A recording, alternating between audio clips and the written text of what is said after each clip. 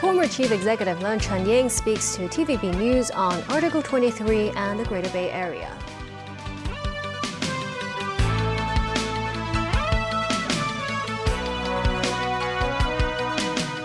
Hello and welcome to TVB News. The government's consultation work on the legislation of Article 23 is now underway. In an exclusive interview with TVB News, former Chief Executive Leung Chun-ying said Hong Kong should be more proactive in rebutting misconceptions towards legislative efforts of Article 23. That's by citing overseas examples such as security laws from Singapore and some European nations.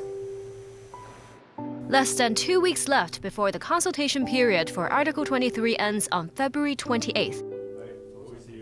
Speaking with TVB News, former Chief Executive Leung Chun-ying, who is also Vice Chairperson of the Chinese People's Political Consultative Conference, said the proposed scope of the local security law is reasonable.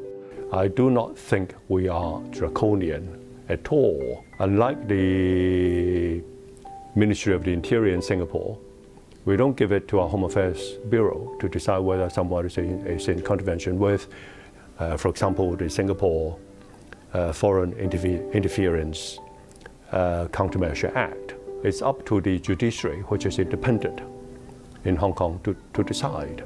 Many of our audiences have been reading too much analysis and so-called reports in certain Western media.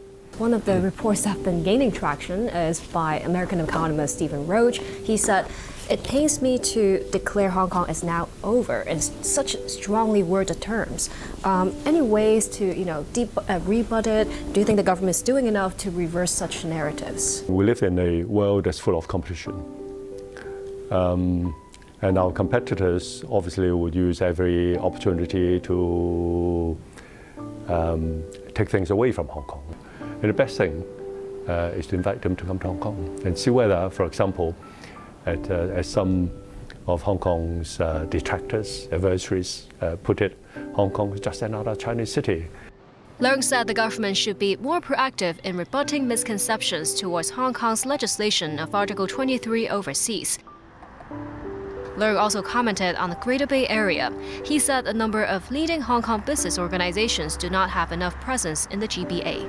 We should be on the ground on a more permanent basis. Study the latest laws, regulations, policies, market conditions, and share these with the members. And these members are not just indigenous Hong Kong professional firms or Hong Kong enterprises. They should, and they could cover foreign ones based in Hong Kong. What about the Greater Bay Area themselves?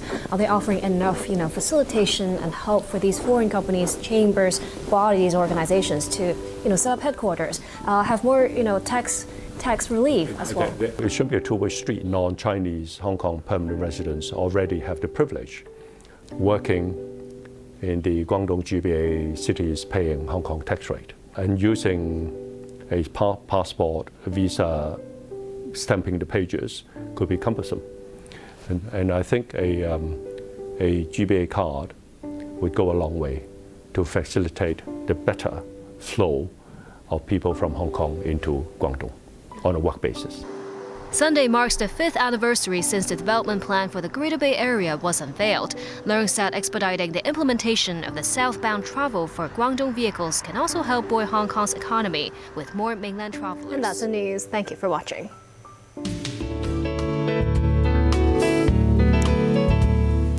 Good evening. It was mainly cloudy with some bright periods today. At 5 p.m., the northeast monsoon affected the coast of Guangdong. A broad band of clouds could be seen covering southern China. Up until 5 p.m. today's temperatures range from 17.8 to 21.2 degrees, and the relative humidity was between 74 and 87%. A trace of rainfall has been recorded since midnight last night. And the current temperature is 20 degrees Celsius, with the relative humidity standing at 84%. So, Freddie, how's weather looking tomorrow? Mainly cloudy and misty with bits of light rain patches. Temperatures will start off around 19 degrees by daybreak, pushing 25 degrees in the afternoon. Humid and foggy over the following few days. Rather warm during the day. Expect the mercury to fall over the latter part of the week. And tomorrow morning's air quality health risk will be low. And the maximum UV index forecast for tomorrow will be about 6. Now to the latest global weather update.